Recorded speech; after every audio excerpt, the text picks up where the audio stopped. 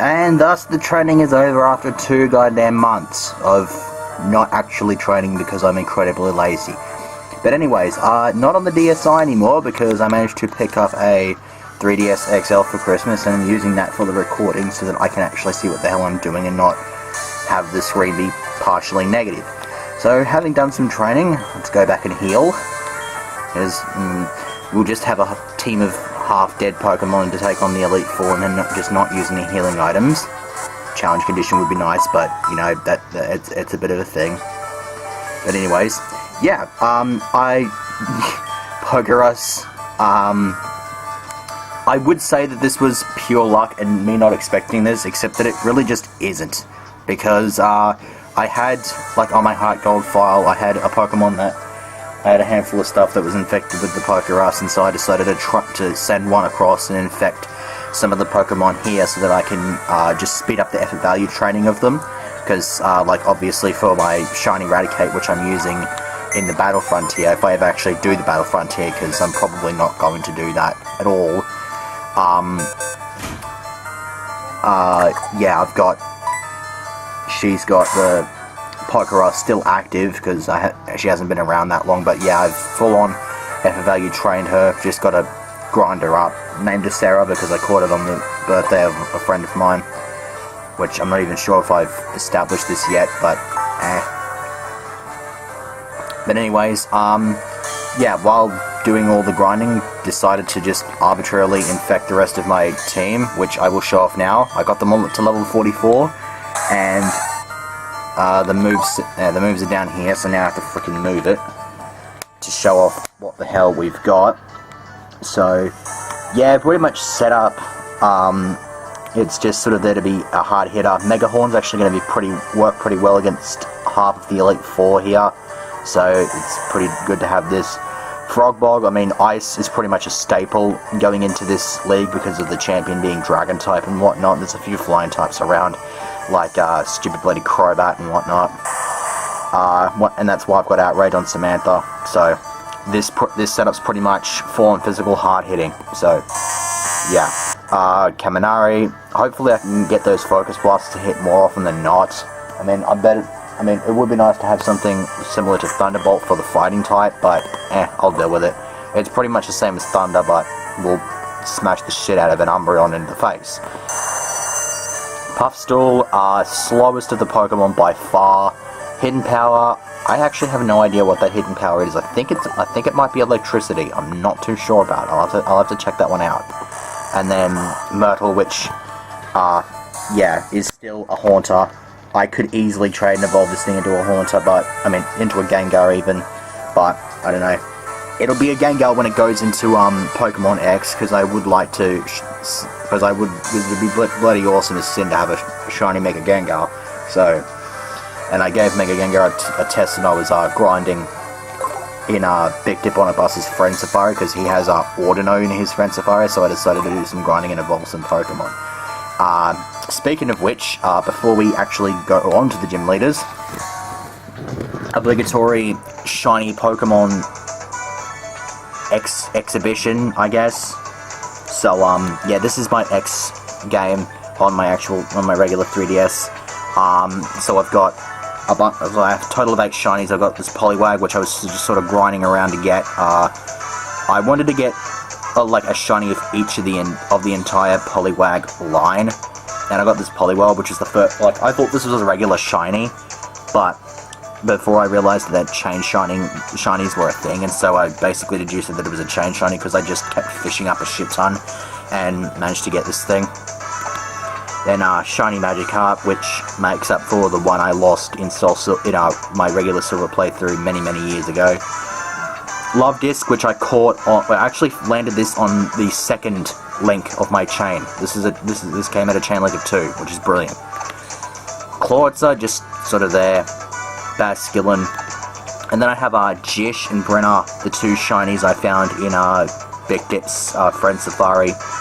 Because I know Jish likes Dunsparce, and this just sort of, I suppose, just sort of fits Brenner. Because I know Brenner found a shiny Ordino in her, like, I think Black game or something like that. I don't know, but yeah, just sort of decided to give them the names. Yeah, the Poliwag, the Poliwhirl and the Dunsparce are caught in Pokeballs because I was too much of a dipshit to remember that I had Premier Balls. So, I'll take the shinies in any ball that I can get them in, mind you, but I generally like to catch them in Premier Balls, which is kind of annoying. But anyways, enough of the shiny exhibition. What? Turn the sound down by accident. Oh, for God's sake. Elm, what the hell do you want? Apparently there's a thing. Oh, yeah.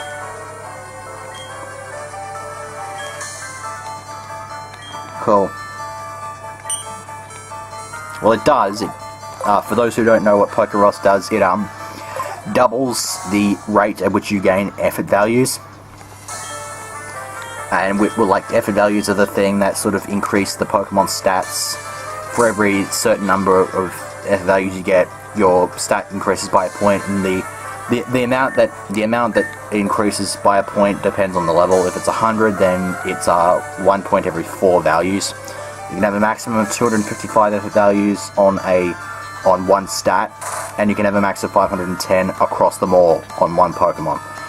So it's best to have 252 because that's the last equally divisible. That's the last number that's divisible by 4. So anyways, I've got Nelly up front here, which is not going to be the right thing to do here, so we're going to go for Kaminari. Anyways, the setup here is I'm going to do the first 2 Elite Four members in this video, then I'll have a second video showing the last 2, and then the champion will be in its own separate video. So anyways, here we've got Will, who is, as Victor Bonabus says, the Phantom of the Opera. He just is that. Psychic user. I'm leading with Kaminari, however, because of the fact that he leads with... Hurry up. Hurry up. Hurry up. Yeah, he leads with the Xatu. It's level 40, so I am pretty much OP for this fight, so I don't expect this one to be that difficult. And this thing with a brutal special attack stat should be able to knock the Xatu out relatively quickly. Yep. One-shotted. Too easy. I think that thing lasted longer than Alistair Cook at the second innings of the Perth Test match. Anyways, Jinx, yeah, I'll send in Nelly. I would love to have Flamethrower for this thing, but unfortunately that requires a shit ton of coins, and I'm not in the mood to be grinding up a shit ton of coins to get this thing Flamethrower. So hopefully we're going to hit this thing with Fire Blast and that it doesn't miss. Thank you very much. I'm not too sure about Nelly's ability with Fire Blast though. I think she's more of a physical attacker, but Fire Blast is still going to do a considerable amount of damage, and thank you, criticals. Okay, so it immediately becomes a 6 versus 3, because the Elite Four begin with 5 Pokemon each. Anyways, okay, Slowbro. I could stay in Horn and stick a Horn into it. I'm gonna go for something a little bit more sparkly. Hello, Myrtle. You are still a Horn-type, but you will be a Gengar soon. How soon? I don't know. I might not even ever evolve it into a Gengar in this Electrocord, so... You never know. Anyways, Shadow Ball. Would be nice if I could get this thing to learn Nasty Plot. Jeez. Okay, I'm thrashing the crap out of this guy. I mean, fair play. I expected it to be relatively easy, but I didn't expect it to be this. I don't even know. Okay, there's the other Xatu. That's his strongest.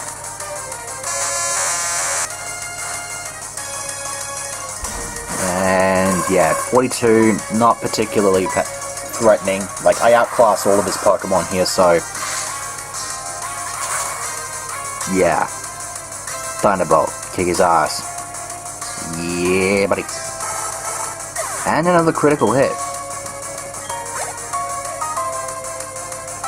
And Executor. Right, you are getting a Mega Horn because, yeah, I don't know. I've knocked out the other 4 members of his team in one hit. If I one-shot this Executor, I'll be astonished.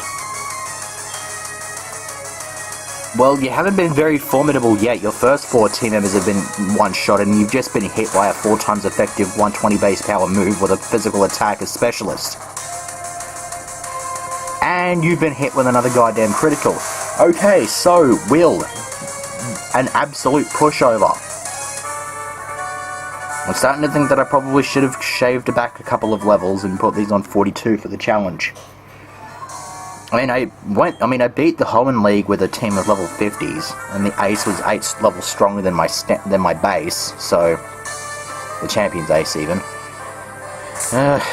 Lord, that was hilarious. Anyways, what are we gonna do next? Okay, yeah, for Koga, we're gonna lead with Nelly, because I'm pretty sure he leads with our Ariados.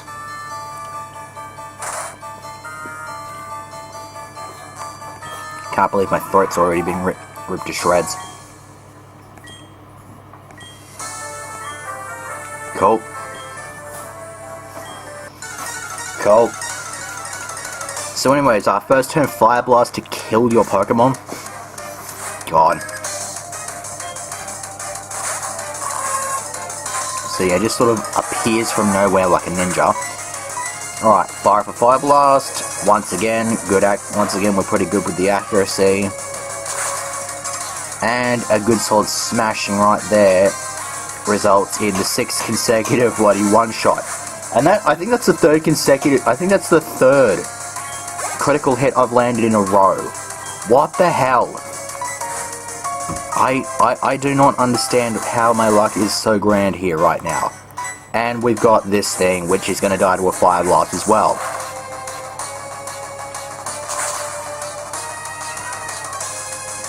So I guess this would have been a relatively short video had I not shown off the fact that I gave myself Poker Rust and that I had caught a shit ton of shinies. And now Nelly's at 45. So shit is going to get even worse. Okay then, Muck, we can switch out, and this is probably going to survive something because I do not actually have anything that's super effective against a pure poison type. Or do I? That Puffstall might be psychic. No, wait, I'm almost certain that it's electric now. God. Alright, screw it. Send new Frogbog. Frogbog hasn't had any screen time yet. Right. That hidden power... Wait, I think that hidden power is psychic. It's been so long I've forgotten what the hidden powers do. Okay, that hidden power is indeed psychic. And it has not even done half damage.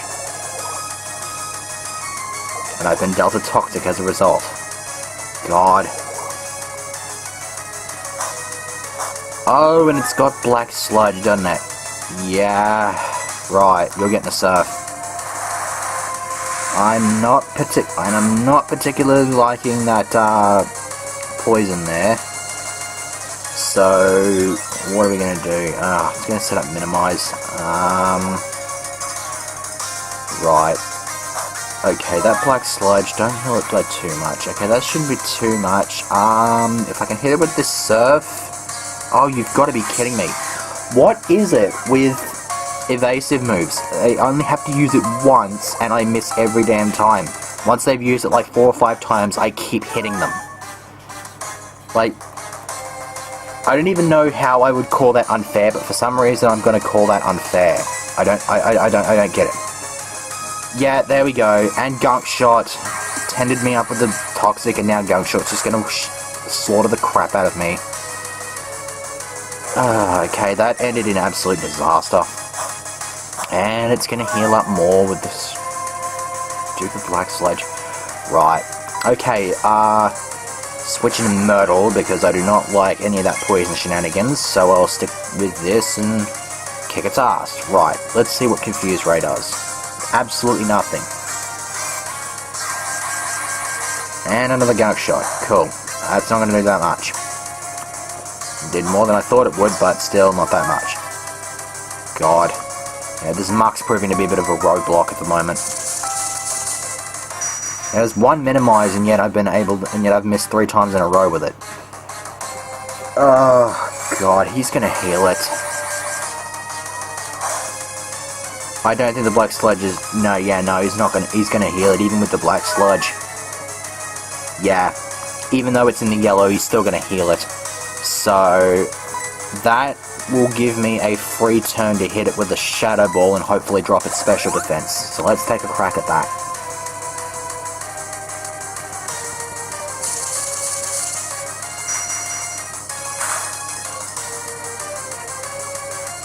Oh god. Nothing is doing more than half damage. This is annoying as sin. Right, gotta switch. The thing takes hits like a boss. Puffstall's not gonna do anything. It can resist the poison, except not really because it's part grass. Kaminari, I don't know about its defenses. It probably might not be able to take another hit, so I am just gonna keep hitting out with Shadow Ball until Myrtle dies, and then bring in Kaminari and hit it with a Thunderbolt.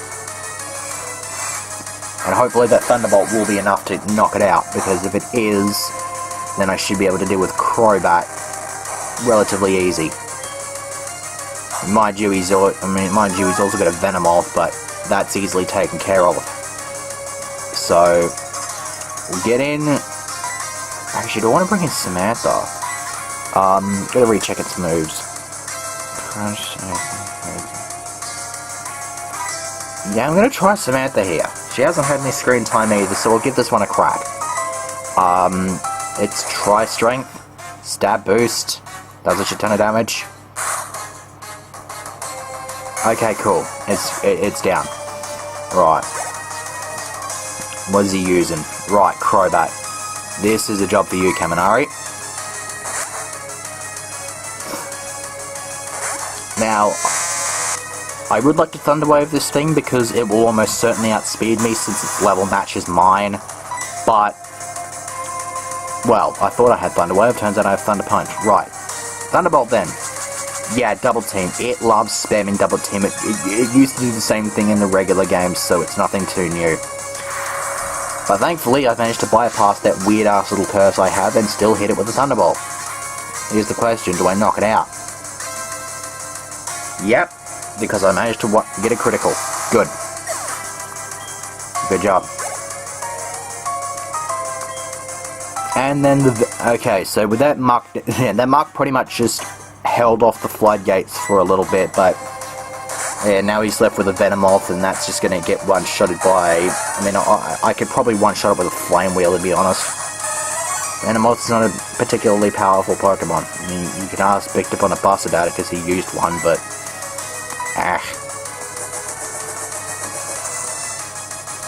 Right, let's go Flame Wheel. Yeah. That wasn't even a critical, so... Okay, that's 2 members of the Elite Four knocked out within 20 minutes. And I showed off my shinies and shit like that in there as well. Okay, so my abilities will be put to the test next time when I fight off against Bruno and Karen. So, yeah, see you for that.